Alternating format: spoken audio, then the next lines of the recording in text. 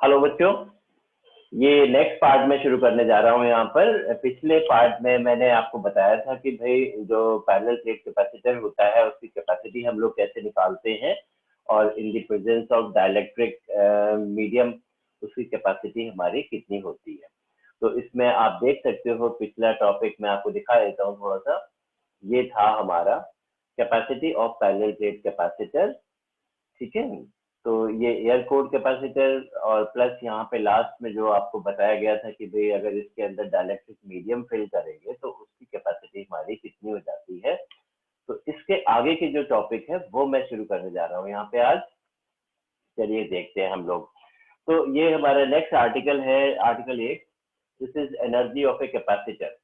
तो इस पार्ट में हम लोग देखेंगे कि कोई भी कैपेसिटर होता है तो उसमें एनर्जी कितनी स्टोर होती है और एनर्जी का बेसिकली हमारा फॉर्मूला क्या होता है, तो वो हम लोग यहाँ पे देखते हैं, ठीक है। तो जैसा कि आप लोगों को पता है कि in case of capacitor Q is equal to CV होता है। तो हम लोग यहाँ पर देख सकते हैं कि अगर किसी कैपेसिटर को कोई चार्ज हमने दिया Q, तो जिससे कि उसका क्या होगा कि भाई पोटेंशियल इंक्रीज हो जाएगा, ठीक है।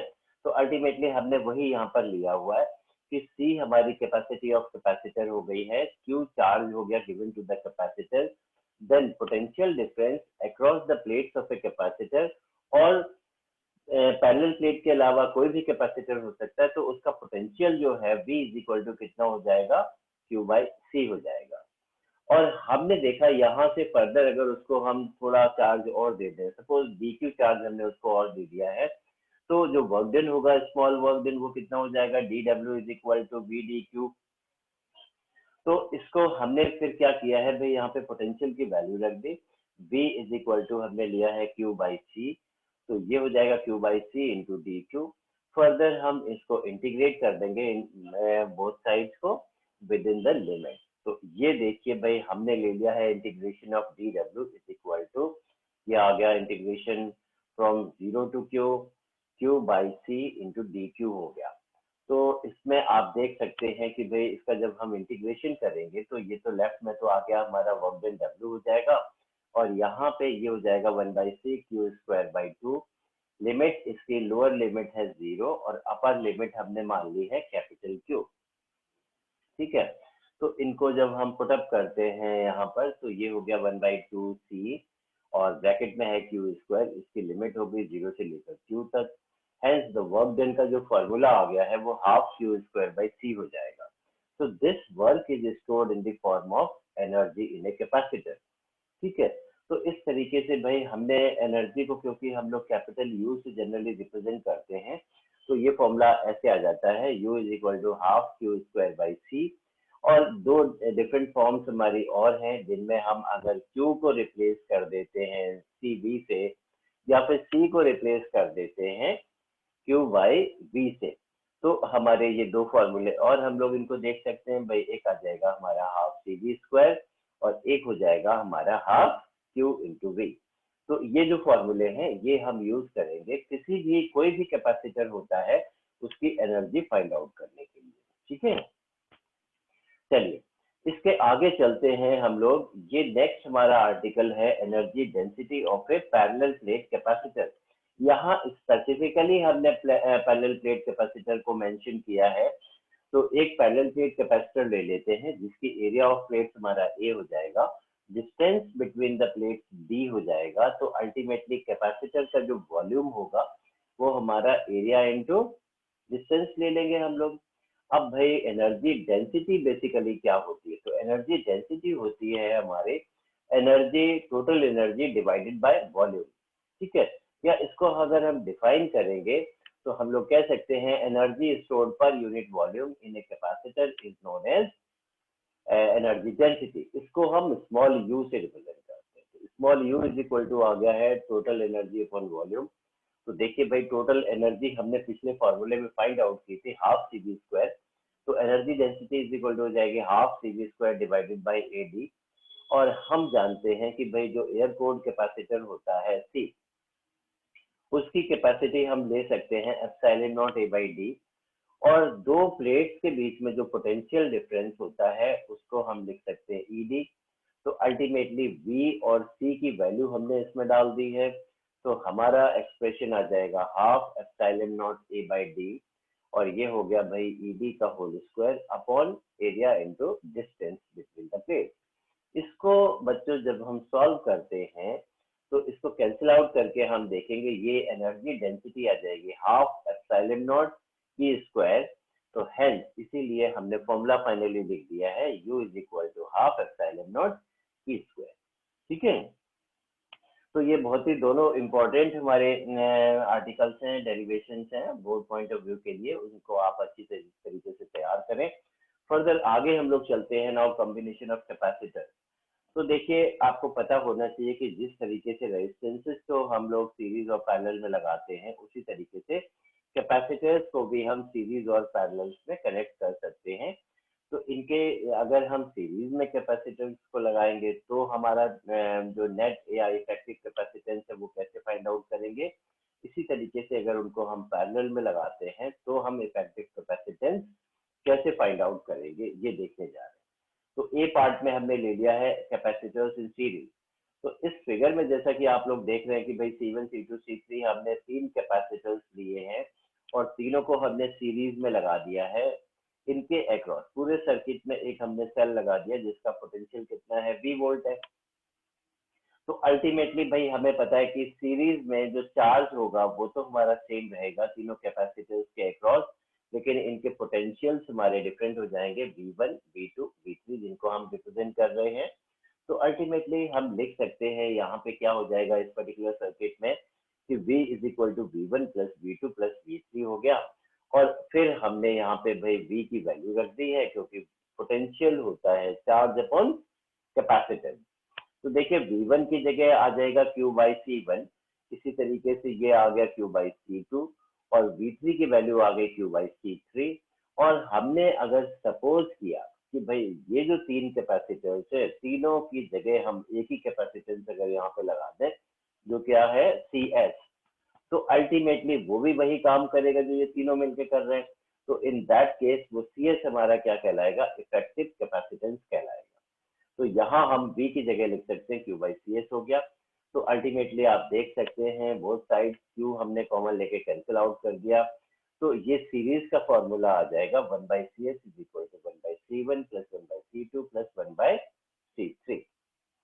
इस तरीके से हम नेट कैपेसिटेंस सीरीज में निकाल सकते हैं। पैरेलल में हम लोग क्या करेंगे कि भाई हमने अगर तीन capacitance C1 C2 C3 parallels में लगा दिए और एक पोटेंशियल लगा दिया हमने V वोल्ट का, तो हम देखते हैं यहाँ पे भाई चार्ज है हमारा Q और ये चार्ज ए पॉइंट पे आके हमारा डिवाइड हो गया Q1 Q2 Q3 पार्ट्स में।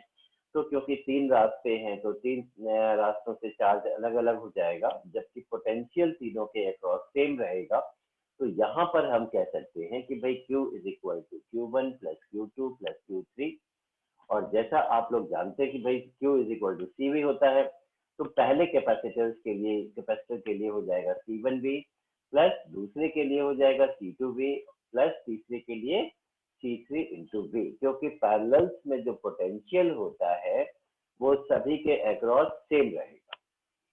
ठीक है, अब हमने तीनों कैपेसिटर्स की जगह एक कैपेसिटर अगर यूज किया है जिसका इफेक्टिव कैपेसिटेंस Cp है, तो हम लोग लिख सकते हैं भाई Q की जगह हम Cp इंटू V लिख सकते हैं, P सबस्क्रिप्ट में है हमारा।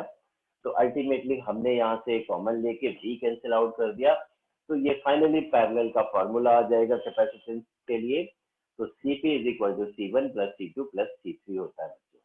ठीक है, तो इस तरीके से हमारा कोई भी कैपेसिटर सर्किट होता है उसमें हम सीरीज और पैरेलल में कंबाइन करके उनका नेट कैपेसिटेंस फाइंड आउट कर सकते हैं। आगे चलते हैं हम लोग, नेक्स्ट आर्टिकल है हमारा कॉमन पोटेंशियल।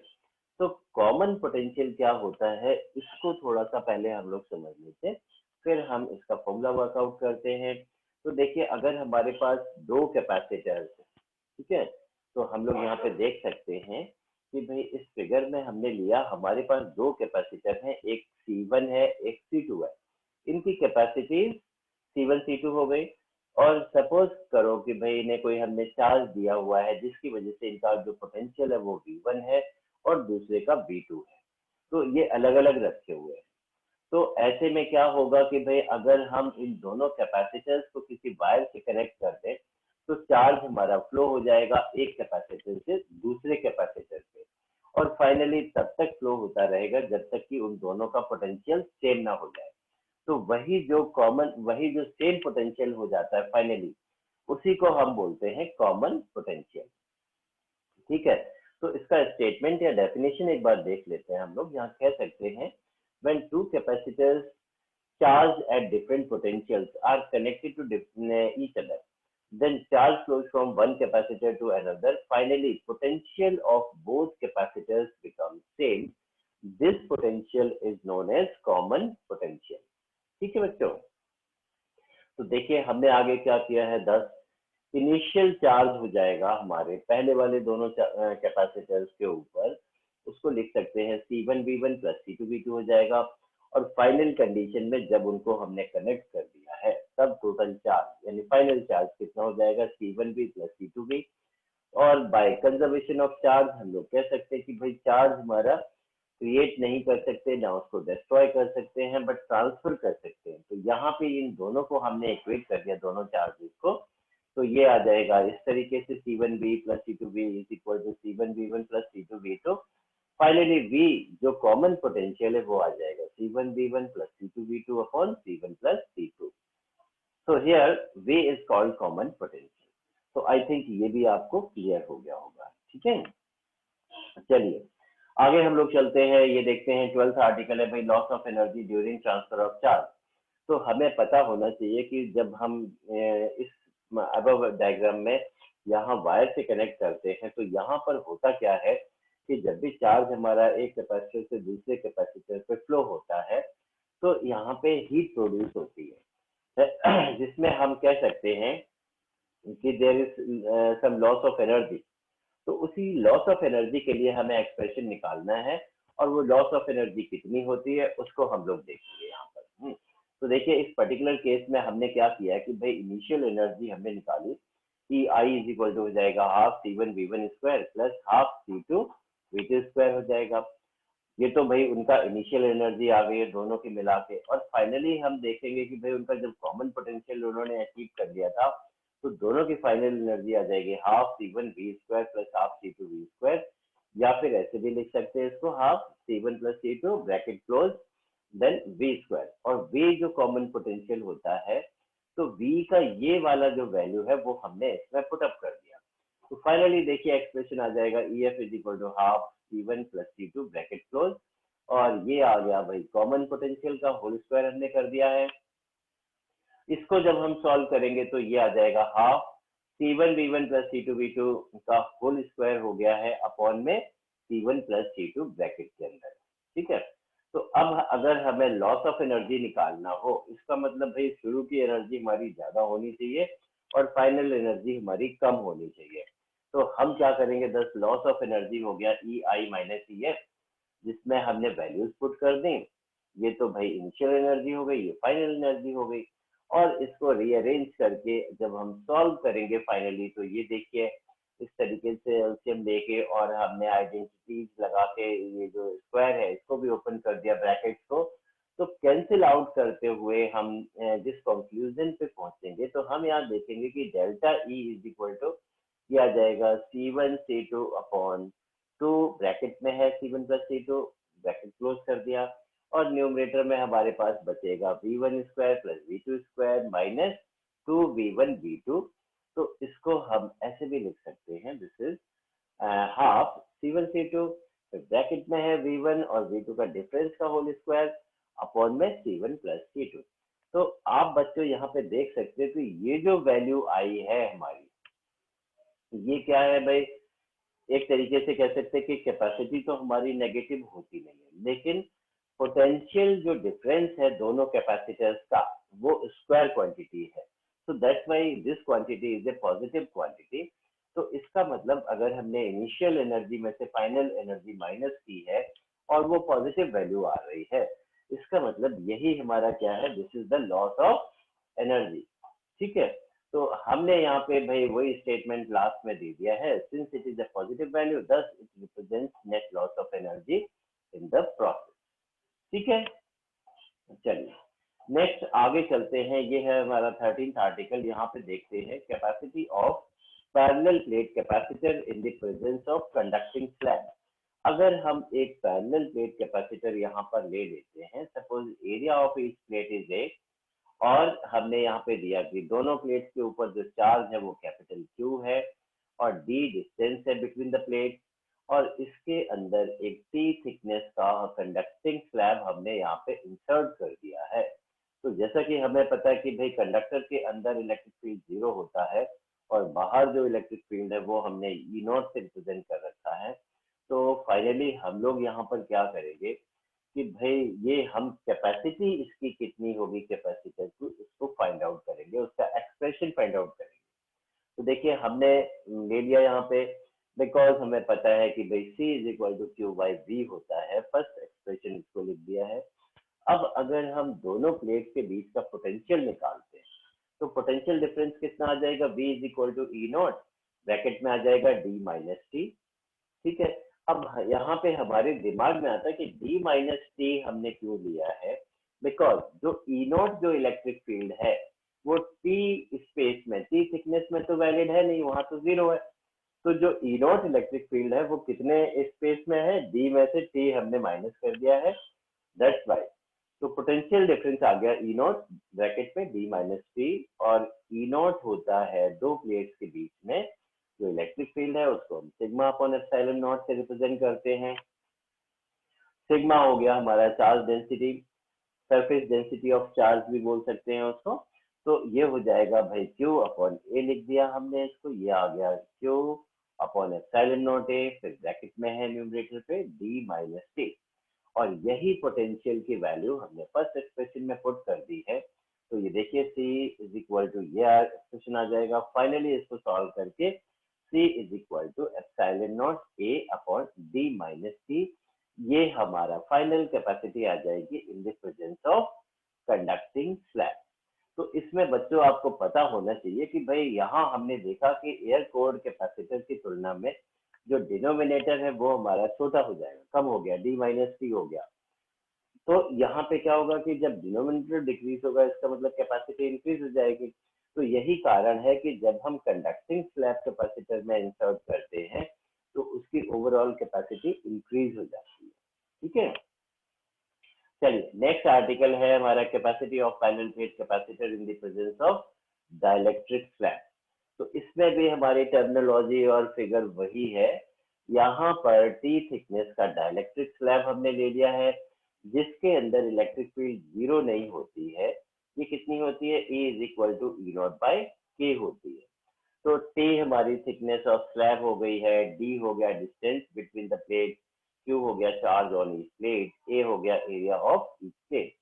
तो जैसा कि हमें पता है कि since C is equal to Q by V है, और पोटेंशियल डिफरेंस यहाँ पर हो जाएगा V is equal to E naught D minus T plus E into T. तो क्योंकि ई नॉट जो इलेक्ट्रिक फील्ड है वो तो भाई डी माइनस टी स्पेस में है, और उस टी थिकनेस के अंदर जो इलेक्ट्रिक फील्ड है वो E है। E हमारा यहाँ पे ई नॉट बाई के है। तो फाइनली हमने क्या किया, ई नॉट कॉमन ले लिया है, फिर ई नॉट को हमने लिख दिया है सिग्मा बाई एप्सिलॉन नॉट, या आ गया भाई D minus T plus T by के, और सिग्मा को लिख सकते हैं क्यू अपॉन ए। तो अल्टीमेटली ये आ जाएगा भाई potential difference Q by epsilon not a, फिर ब्रैकेट में हो गया D minus T plus T by के हो गया है, और यही पोटेंशियल की वैल्यू हमने फर्स्ट में पुट कर दी है। तो फाइनली हमारा फॉर्मूला आ गया है C is equal to epsilon not A upon D minus T plus T by K. तो इसमें भी हम देखेंगे कि भाई डिनोमिनेटर हमारा कम हो गया है as compare to air cored capacitor. तो यहाँ पर भी जो कैपेसिटी है कैपेसिटर की वो हमारी क्या हो जाती है, इंक्रीज हो जाती है, दैट गेट्स इंक्रीज। तो वही यहाँ पे नोट में मेंशन है, in both the above derivations the capacity of parallel plate capacitor increase. ठीक है, तो इसी के साथ बच्चों इस चैप्टर की हमारी थ्योरी कंप्लीट हो जाती है। बाकी मैं आपको इसके जो न्यूमेरिकल्स हैं वो एक बार आपको शो कर देता हूँ, तो आप इनको देखिए।